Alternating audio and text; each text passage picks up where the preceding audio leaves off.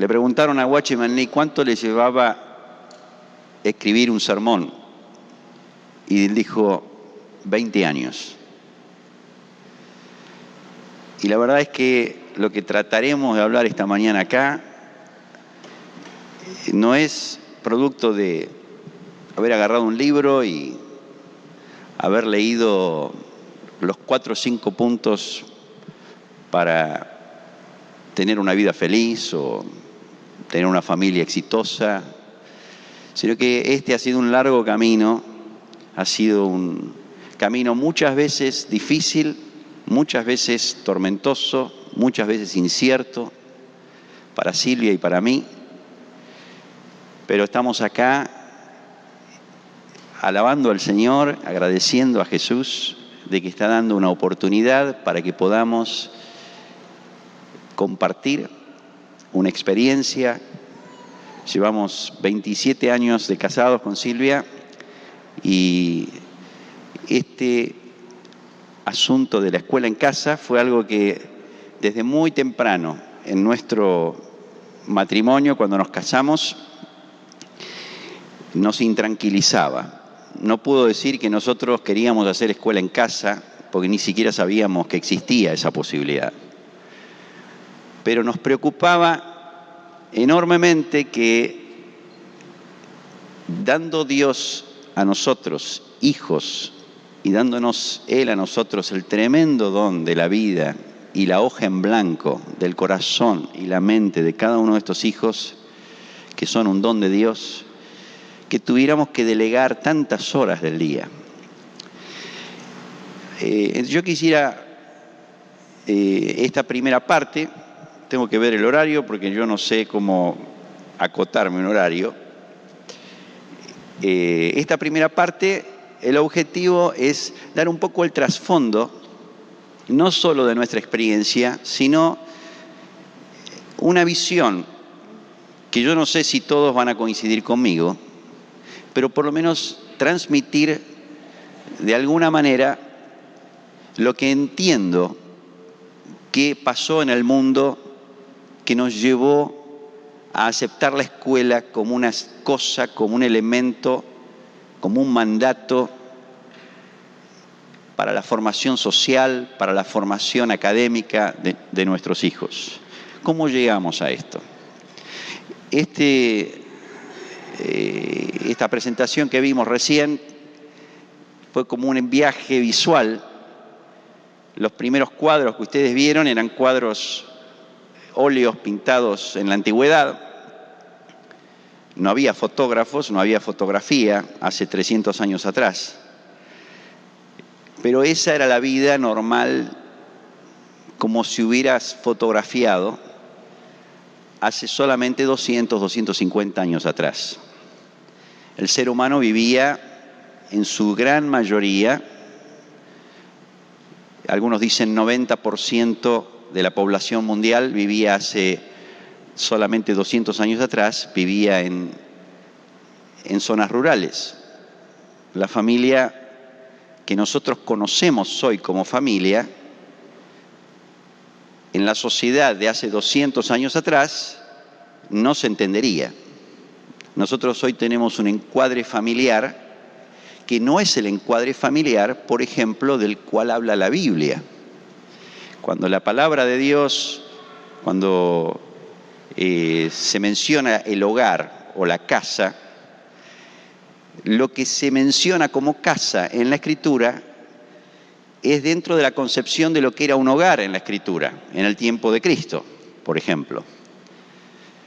En aquel momento vamos a ir, por ejemplo, al momento donde Jesús se pierde 3 días de camino, los padres vuelven de Jerusalén a casa y se dan cuenta que Jesús no está. ¿Cómo puede pasar eso? Nosotros no entenderíamos cómo podría ocurrir semejante cosa. ¿Cómo? Papá, mamá y 3 hijos y perdemos a uno. 3 días de camino. No, lo que pasa es que cuando ellos volvían de camino, probablemente iban 100 personas en la familia de José y María. Entonces, la familia a la cual ellos se refieren era una familia clan, una familia patriarcal, una familia totalmente diferente a la nuestra. La nuestra la podríamos llamar familia nuclear. Y hace 230, 240 años atrás, todavía la familia mundial, en su mayoría, era esa familia clan.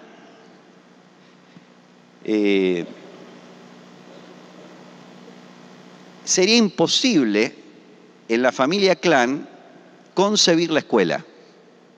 Nosotros la escuela la tenemos hoy incorporada porque ahora tenemos otro encuadre familiar y en el encuadre familiar nuestro actual, la escuela ha ocupado un lugar preponderante, especialmente durante los últimos 50 años. Pero en la familia que existió hasta hace solo 200 años atrás, hubiera sido inconcebible la delegación de la educación de los chicos, ya sea por fines académicos o por cuales fueran, en terceros como lo hacemos hoy. Hace 200 y pico de años atrás todavía no estaba desarrollada la revolución industrial. La revolución industrial fue un proceso que se vivió más o menos, empezó en 1730, 1740, el descubrimiento de la fuerza motriz, especialmente con la máquina de vapor. Alguien descubrió la manera en que por medio de presión a vapor se podía hacer subir un cilindro y bajar un cilindro y usar la fuerza de ese cilindro para mover cosas. Eso fue reemplazando la fuerza humana por la fuerza de una máquina y se empezó a descubrir la manera de usar esa fuerza en una cantidad grande de procesos que se empezaron a llamar procesos industriales. Esto ocurrió más o menos en 1730, 1740, ya en 1760 los talleres de artesanos empezaron a modificarse. Un taller grande en aquel momento era un taller donde trabajaban 10 personas. Normalmente esas 10 personas eran parientes, tíos, primos, el abuelo con el hijo y con algunos primos que trabajaban juntos. De repente empezaron a establecerse talleres más grandes y paradójicamente se estaba produciendo en ese momento uno de los más grandes avivamientos en Inglaterra. Esta es la época de Wesley, es la época de Whitefield, es la época de los hombres grandes, de los grandes avivamientos del siglo XVIII. Y en ese momento en que se producía este gran avivamiento, en el mismo país, que era Inglaterra, se estaba produciendo la mayor transformación que se produjo en la raza humana desde la creación del hombre y la mujer. Si tomáramos el calendario judío más o menos diríamos que se produce en el año 5600 de la historia registrada humana, se produce más o menos en ese tiempo el advenimiento de la revolución industrial. Por 5600 años la familia había sido lo que era. Según cada cultura, según su país, la familia seguía siendo una familia clan, una familia que llamaríamos tradicional, que hoy no podríamos saber bien qué es una familia tradicional. Y mientras se producía este gran avivamiento espiritual, los hermanos empezaban a abandonar las zonas rurales para ir a aglutinarse en ciudades cada vez más grandes. Esas fotos que ustedes vieron hace un rato, de esas fábricas que empezaron a aparecer, estamos hablando ahí a fines del siglo XVIII, estamos hablando ahí, vamos a decir, año 1800. Ya aparecían las grandes chimeneas, ya aparecían los grandes aglutinamientos de personas y el hombre que había vivido al lado de su papá, de su abuelo y muchas veces de su bisabuelo, ahora estaba solo con su esposa y con sus hijos, habitando en un departamento o en una pequeña casa, en un barrio superpoblado, pero él se iba a trabajar en una fábrica, en un taller, donde se encontraba con otros hombres que también habían dejado su clan, habían dejado su parentela para venirse acá, a esta ciudad. Ahora, ¿por qué digo esto y lo relaciono con el tema del avivamiento de Inglaterra? Porque yo creo que a la Iglesia le toca entender los tiempos, como el pasaje que leyó recién Diego. A nosotros nos toca discernir qué está ocurriendo a nuestro alrededor y entender cuáles son las maquinaciones del diablo, cuáles son las estrategias que el diablo quiere llevar a cabo y responder a ellas. Nosotros hoy estamos inmersos en una sociedad que es totalmente desconocida en la historia. El estilo de crianza de nuestros hijos, aún hoy en día, vamos a ser honestos, en aquel momento se destruyó la familia clan. Hoy yo diría que lo que llamamos familia nuclear, papá, mamá y los hijos, también está destruida. Hoy, si vamos a hacer una estadística, nadie realmente la puede hacer, pero ¿cuántos matrimonios o familias hay hoy establecidas donde está papá, mamá y hijos solamente de ese matrimonio, donde este matrimonio son los dos casados en primeras nupcias? Hoy se llama familia nuclear a dos personas de distinto sexo casadas, no importa si ya fueron divorciados, separados. Pero si tuviéramos que hacer una estadística de cuántos son verdaderas familias legítimas en primeras nupcias, que podríamos llamar familias nucleares, yo creo que son una gran minoría de lo que hoy son los hogares en Argentina o en el mundo. Hoy las familias son monoparentales, ya sea porque se han separado y están criando o él o ella a los hijos, o porque son padres o madres solteros. Hay familias homoparentales, donde los padres son homosexuales, o sea, son dos papás o dos mamás. Y esto no podría haber ocurrido si se hubiera preservado el encuadre familiar que había en el año 1750 y que había durado 5.600 años de historia. Solamente llevó 200 años de historia para destruir lo que de alguna manera era un freezer. Preservaba la tradición, preservaba las costumbres. Entonces, esta primera charla se llama Había una vez una familia. Había una vez una familia que era muy distinta a la de hoy. Yo voy a hablar de la familia que el apellido de ellos era Antigua. Papá y mamá Antigua. Papá y mamá Antigua vivían más o menos en el año 1750 en una colina con sus 10 hijos. Les voy a tratar de hacer un viaje, voy a tratar de imaginariamente viajemos a lo que era la vida normal de papá y mamá Antigua en 1750. Llamémoslo la familia de la colina, la familia Antigua. No tiene nada que ver con la familia Ingalls.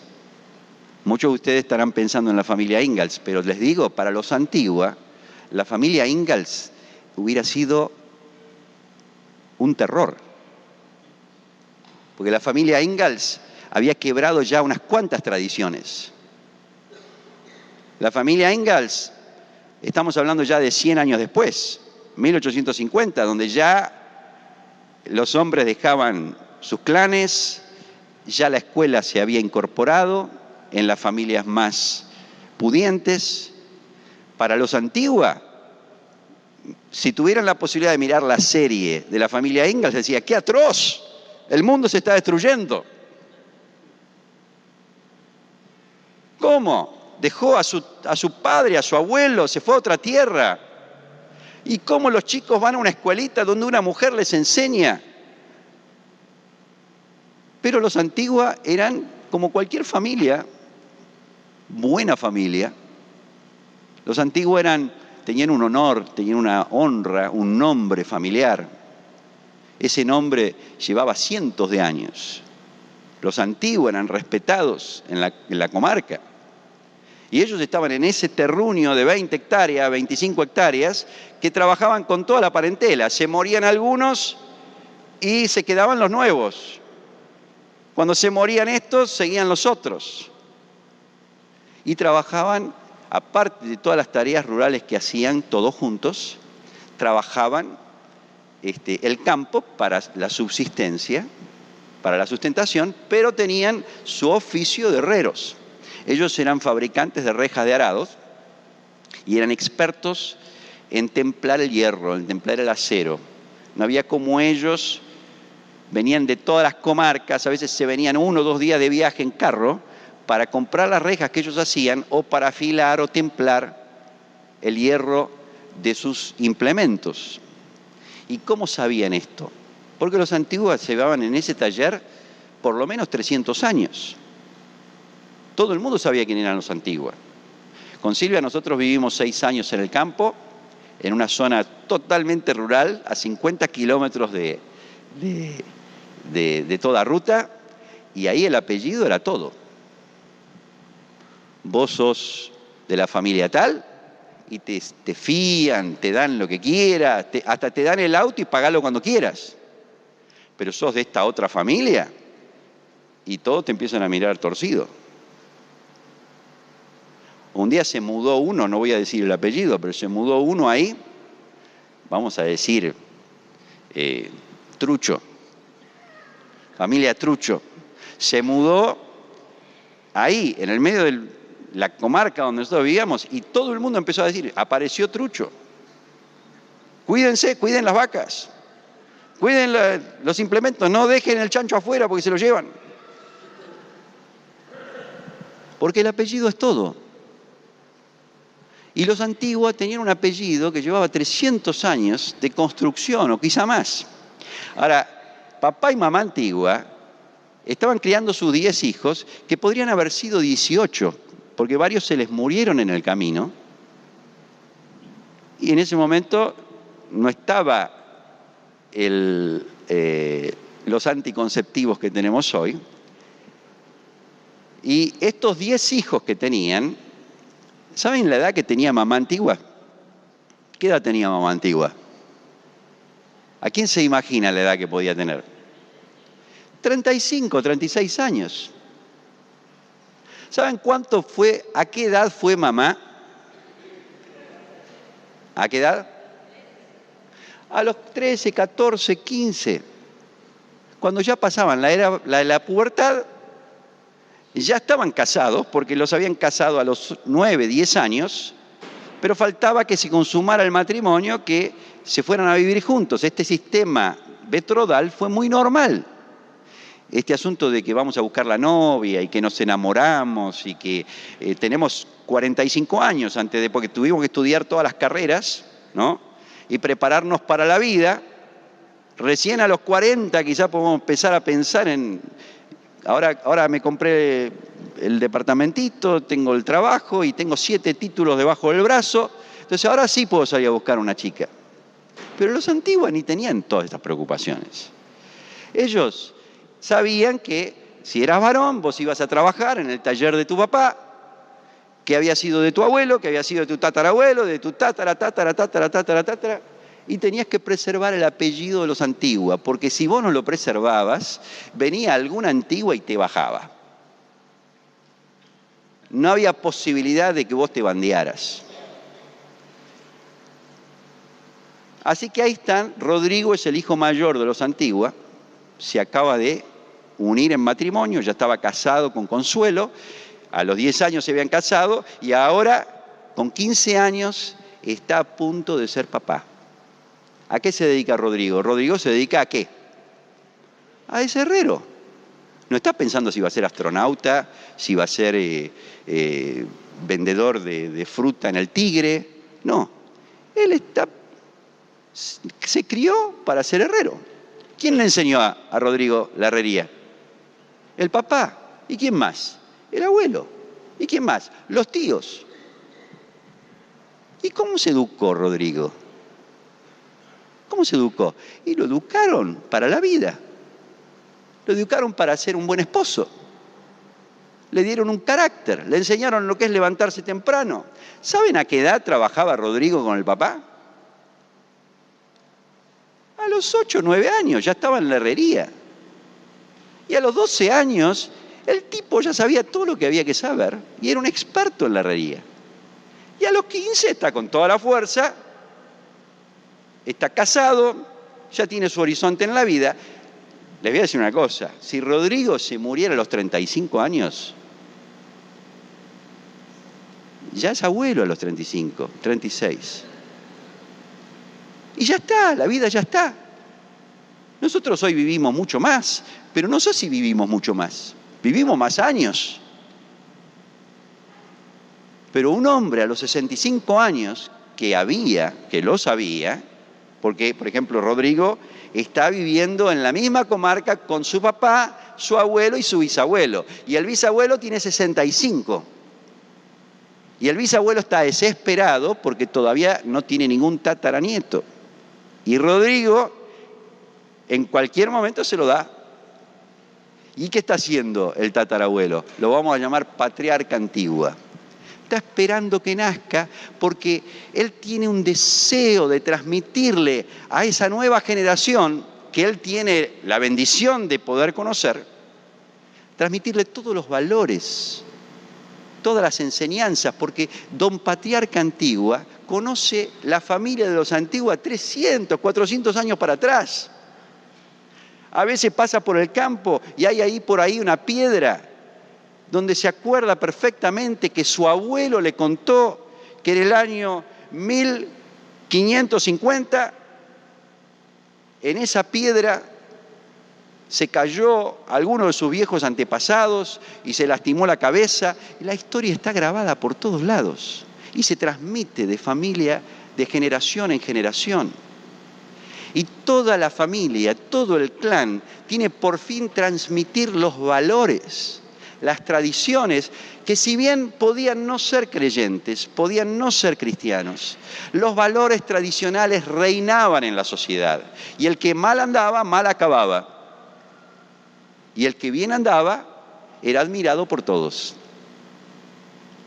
Este era el freezer que el diablo necesitaba destruir, necesitaba romper y quebrar para poder llegar a tener un chiquito a los 3, 4 años de edad y empezar a adoctrinarlo como lo hace hoy. Él no podía hacerlo en aquel momento. La tecnología viene ahora, en el momento justo, cuando él tiene a la familia rota y al papá y a la mamá muy interesados en otra cosa. Lo que menos les interesa es ver esa progresión generacional que tenían nuestros antepasados. Cuando la palabra dice que aquel que va a ser puesto en un lugar de reconocimiento en la casa de Dios debía cuidar bien su casa, se refiere a esa casa. Rodrigo, este muchachito de 15 que va a ser papá, vivía en la misma comarca, había 5 tíos y tías casados, cada uno de ellos tenía más o menos 8 o 10 hijos, así que él tenía 40 primos. Eran 40, 50, ¿qué socialización tenía Rodrigo? Y la socialización de la familia, la socialización de los tíos, de los padres, de los abuelos.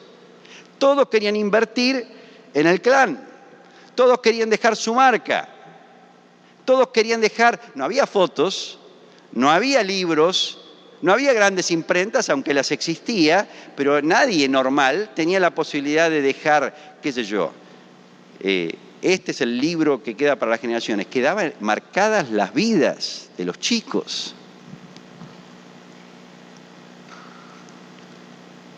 Entonces un día aparece en la familia de los de los Antigua, la posibilidad de salir a trabajar en una ciudad que está a 40 kilómetros, donde ahí hay trabajo seguro, hay progreso, está la promesa de ganar mucho más dinero, ser más reconocido. No está este asunto de agarrar la leña, de tener que cortar el árbol, de que ir a agarrar la vaca a la mañana. Te traen la leche a tu casa.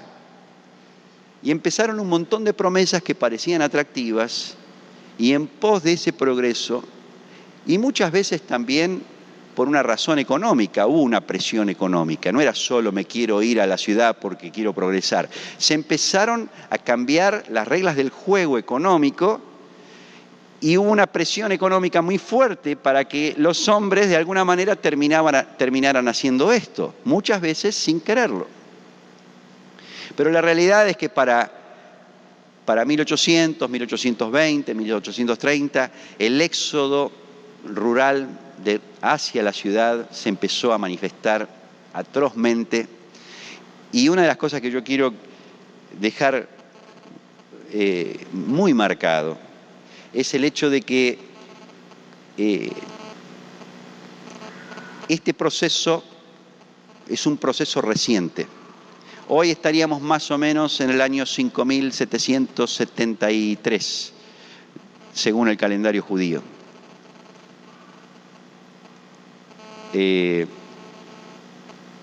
Solo 200 años de historia acabaron con 5.600 años de tradición. Hay un mensaje de Marcos Moraes que está en el sitio haciendodiscípulos.com.ar que se llama de la Torre de Babel a la era de la comunicación. Les recomiendo escucharlo porque él describe cómo Dios intervino siempre en todos los procesos donde se empezaba a diseminar la maldad en el hombre. Por ejemplo, el día de la Torre de Babel. El Señor confunde, trae diferentes idiomas y los dispersa, porque no quiere que los hombres se junten porque se multiplica el mal. Pero hace 200 años que, por lo menos a simple vista, Dios dejó de intervenir. Y deja que el hombre se junte como quiera, se hacina en ciudades y no hace nada para impedirlo. Al contrario, uno ve que cada vez hay más factores de comunicación y que estos factores de comunicación están cada vez ayudando más a la degradación del hombre. Lo que Dios trató de impedir en la Torre de Babel, hoy Dios lo está permitiendo. Y el hombre está alcanzando el grado de comunicación, pero que no le está sirviendo para su gozo, para su felicidad, para su realización, sino que está sirviendo justamente para lo contrario. Nosotros tenemos que entender los días en los que vivimos. Yo creo que estamos viviendo días culminantes de la historia del mundo. Puede ser que esté equivocado. ¿Quién lo puede decir? Pero si uno lee el Nuevo Testamento y ve algunas de las advertencias de Cristo a sus discípulos, parecería que estamos en los días de los cuales Jesús hablaba. Cuando uno lee a Pablo hablando de cómo serán los hombres de los últimos tiempos, no sé, a mí me parece una descripción de cómo son los hombres hoy. Ahora, para que haya hombres implacables, amadores de sí mismos, amadores del mal, hace falta que la familia esté rota. Hace falta que no esté papá Antigua, que no esté el abuelo Antigua y el patriarca Antigua, porque de ninguna manera van a permitir que ocurra tal cosa. Esta raza de hombres y mujeres que son vanagloriosos, interesados en sí mismos, están así, existe, porque se ha roto la familia.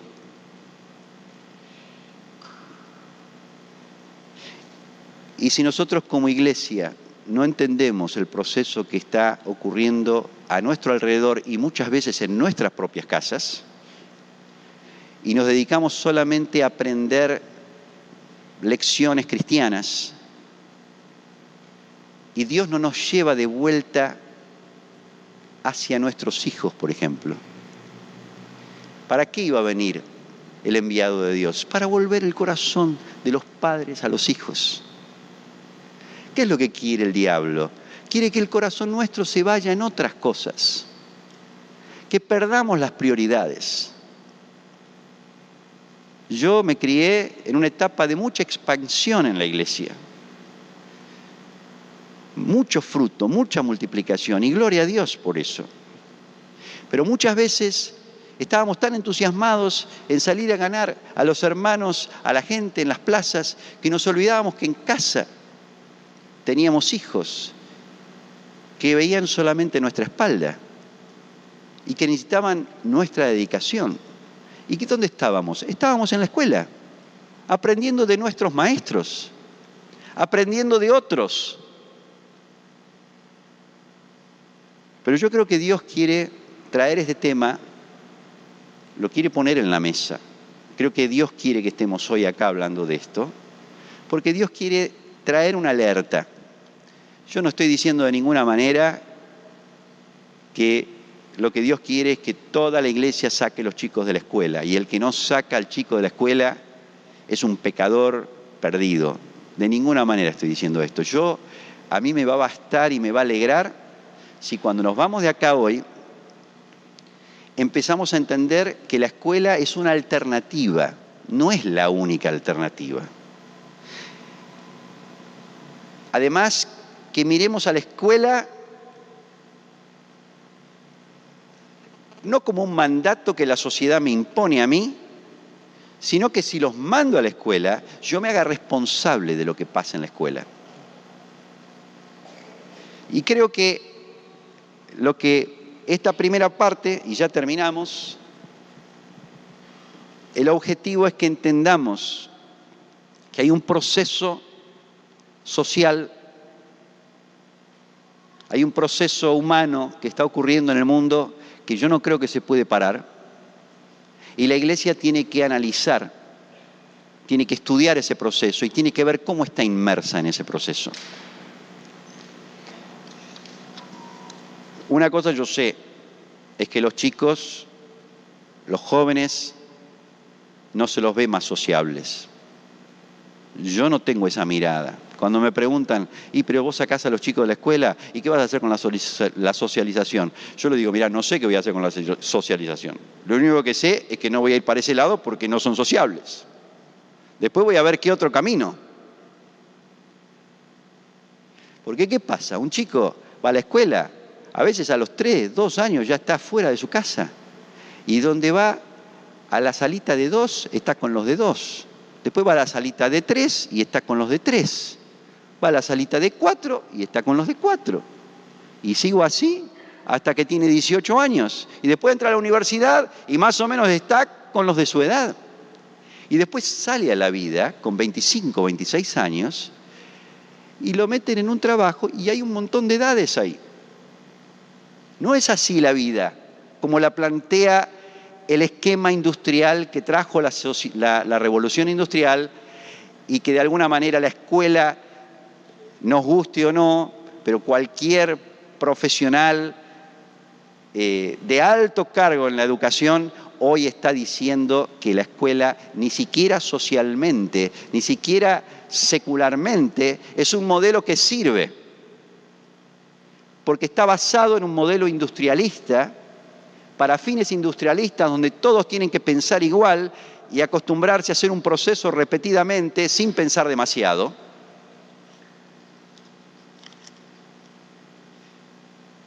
Entonces, pongamos a la escuela en este contexto y pensemos, ¿qué resultados está dando? Académicamente, desastrosos.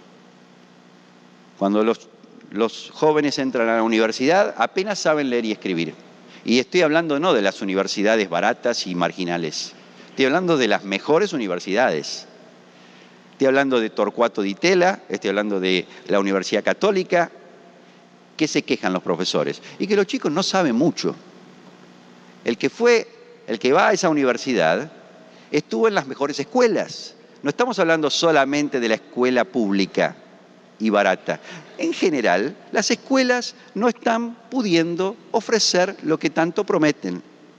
Hoy la escuela está, más que nada, tratando de ofrecer un servicio social, un servicio de, no sé, entretener a los chicos durante unas cuantas horas para que papá y mamá puedan hacer su vida. Ahora, lo que estamos hablando hoy acá es lo que yo propongo. Y no voy a decir que esto es lo que hay que hacer y que el que no hace esto está en pecado, pero lo que yo propondría que volvamos a casa. No podemos quizá irnos al campo, no podemos volver a la pradera, a la colina. Tenemos que volver a nuestra realidad, pero tenemos que volver a esa realidad que tenemos en el barrio en el que vivimos y tenemos que ir a buscar a Dios y decir: Señor, yo quiero que este nido sea distinto. Si yo hago lo mismo que hacen todos, me va a pasar lo mismo que le pasa a todos. Si yo no hago un cambio drástico, el fruto que yo voy a tener es igual al fruto que tienen todos. Ahora, que yo traiga a los chicos a mi casa y los deje adentro de este nido y de alguna manera los excluya de algunas de las actividades que hoy son supuestamente un mandato que hay que hacer, no me garantiza nada tampoco. Y ya vamos a ver que traer a los chicos a casa y mostrarles en casa una hipocresía en nuestro carácter, una forma de vida que no refleja a Cristo, mejor dejémoslos en la escuela, porque por lo menos en la escuela saben lo que está bien y lo que está mal. Pero yo estoy hablando más allá de eso. Estoy hablando de que analicemos de todo corazón qué es el legado que Dios nos dio en nuestros hijos. Miremoslos, aquellos que todavía no tienen hijos y están acá pensando qué van a hacer cuando tengan hijos. Piensen que ese hijito o esa hijita que Dios les va a dar, o aquellos hijos que Dios les va a dar, tienen una hoja en blanco. La mentecita y el corazón de ellos son una hoja en blanco. Y ustedes tienen todo el poder y toda la obligación de decidir quién va a escribir en esa hoja y qué se va a escribir en esa hoja. Ese es un mandato de Dios a los padres, no a la sociedad. Y si nosotros somos responsables y temerosos de Dios y caminamos entendiendo los tiempos en los que estamos y pedimos consejo a los hermanos que nos rodean y llegamos a la conclusión de que Dios está trayendo este tema y este tema de alguna manera nos incomoda porque nos saca de cierta comodidad y de cierta tranquilidad. Porque tener los chicos en casa todo el día es otro cantar, ya vamos a hablar después de eso. Pero ¿qué importa lo que cuesta si es lo que Dios quiere? ¿Qué importa lo que cuesta? En general nunca ha estado mal ir contra la corriente. En general es bueno ir contra la corriente. Bueno, estamos acá para decir, en el caso nuestro, con Silvia tenemos hijos de 25 años y 5 en total. El menor tiene 6, 2 ya terminaron la universidad y 2, una está bastante avanzada, 4º año de odontología, y la otra está en 1er año de ingeniería con 17 años y nunca fueron a la escuela. Es posible. Y la verdad, nosotros estamos muy felices. No quiere decir que todo lo que hicimos está bien y es perfecto. Gracias a Dios está el cuerpo de Cristo, están los hermanos que nos ayudan a corregir todos nuestros desvíos. Pero lo que sí a nosotros nos alegra mucho, en la intimidad de nuestro matrimonio nos alegra el poder decir, bueno, hemos hecho más de lo que hemos hecho por ellos, no podemos hacer. Los tuvimos todo el tiempo con nosotros. Y los vimos levantarse cada mañana, los tuvimos todo el día con nosotros, elegimos los amigos, elegimos los lugares, elegimos las familias, las amistades, de qué manera se socializarían. Y bueno, Dios nos bendijo. Mucho hay para corregir. La enseñanza en casa no es perfecta. Si Cristo no está en nosotros y si Cristo no nos unge para esa tarea tan difícil, porque es muy fácil convencer a cualquiera de mi espiritualidad. Pero convencer a mis hijos que están todo el día cerca mío, y no es que me ven 2 horitas por día, todo el día. Ahí dejamos marcas que muy difícilmente se las puedan borrar. Yo creo que si nosotros podemos convencer a nuestros hijos de que Cristo es el Señor de nuestra vida, y lo hacemos de esta manera, que ellos lo vean permanentemente en nuestra vida, el reino de Dios se va a establecer por muchas generaciones. Y creo que eso es lo que Dios quiere de cada uno de nosotros.